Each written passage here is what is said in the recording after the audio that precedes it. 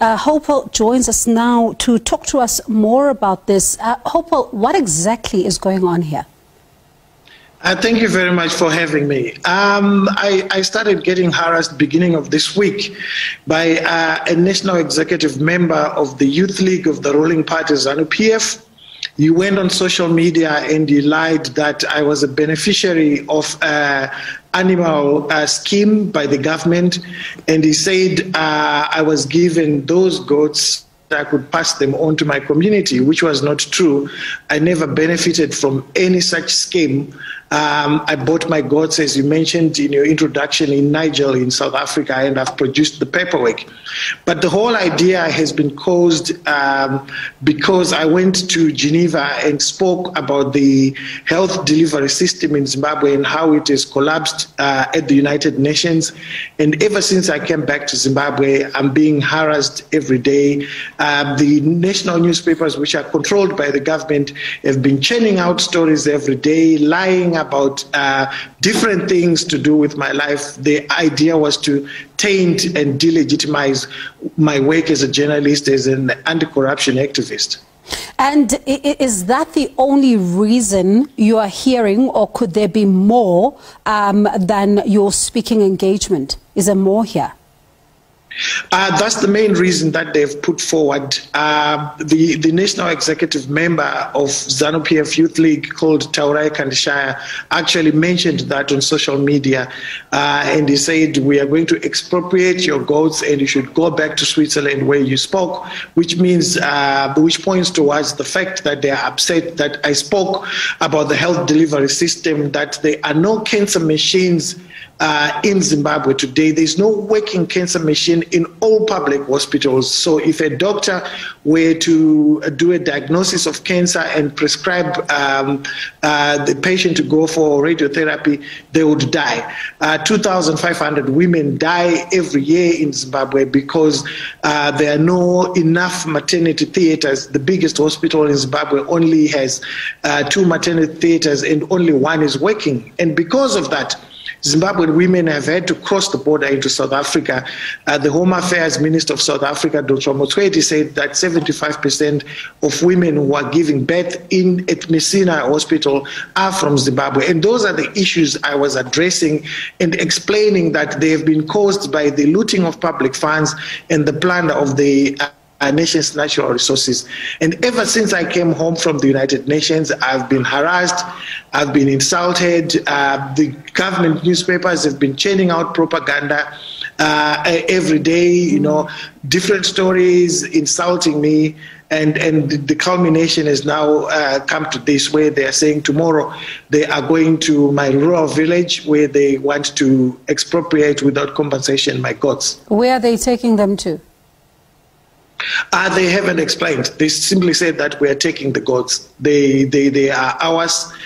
You should go and do your goat project in Switzerland, where you spoke about the health delivery system in Zimbabwe. You see, the problem that we have in Zimbabwe, Bongewe, is that when you speak about big governance, they conflate government and the country. They say you speak ill of the country, and yet what we're talking about are life and death issues, where the government has failed to invest, where the finance ministry has not availed money for cancer machines, for building theaters. It doesn't cost much to build a theater in Zimbabwe. It's only $37,000 US.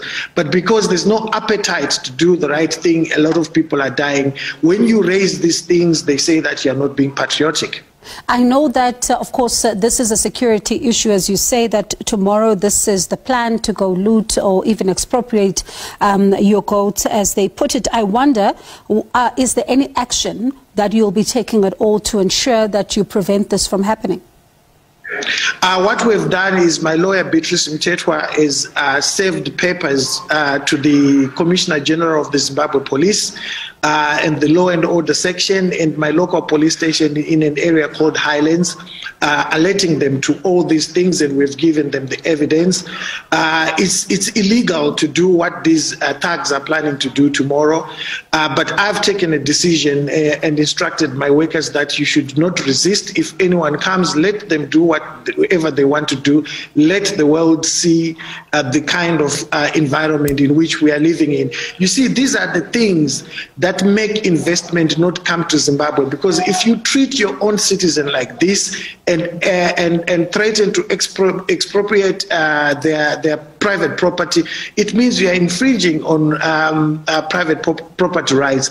And there's no sane investor who would want to come and invest in such an environment where the ruling party will just decide that tomorrow we're going to come and take your things and nothing happens. So I'm hoping that the police will act if this comes to pass tomorrow, and that the rule of law will be upheld. Has the ruling party or government officials said anything?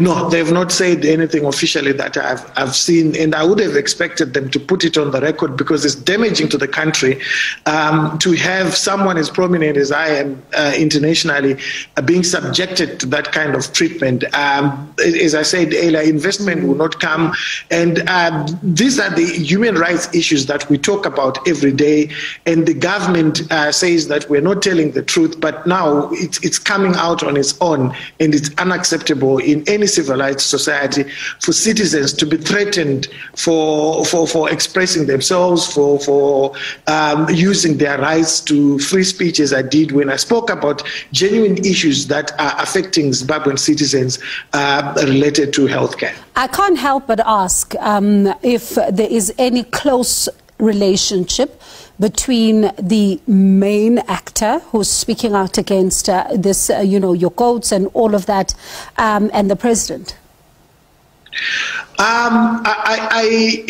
We've seen pictures that he uses when he's intimidating people, when he's standing next to the president. There are two pictures that we've seen that we've been told he uses when he's intimidating people. They were taken at two different occasions. But at this point, I would not want to implicate the president. I hope that the president can instruct the police to act, and hopefully that senior government officials will speak out against this act of thuggery, because it destroys the image of the country and it makes Zimbabwe a pariah state that it has become now. So, Hopewell, are there any consequences, though, in your country if a private citizen loses their property without the law protecting them? Could there be any recourse here? Well, in ordinary circumstances, yes, stock theft is punishable by anything from 9 years going upwards. But as you are also aware, there have been a lot of lawlessness taking place in Zimbabwe, where citizens have lost their property because it's politically motivated and nothing has been done. Those thugs have been protected. Some people have even been killed. The killers are known, but they are walking the streets because it was politically motivated. It's not the first time you are finding yourself at the receiving end of allegations or treatment such as this one. I mean, at some point you were in prison and all of that. I wonder if, against the backdrop of what is happening right now, do you still have concerns around your safety? Because this could escalate very quickly. Yes, I've got serious concerns about my safety. And my safety is no longer guaranteed, because if people can do this and then the government does not respond and the police does not make a public statement against such kind of thuggery, it means my security is not guaranteed as well.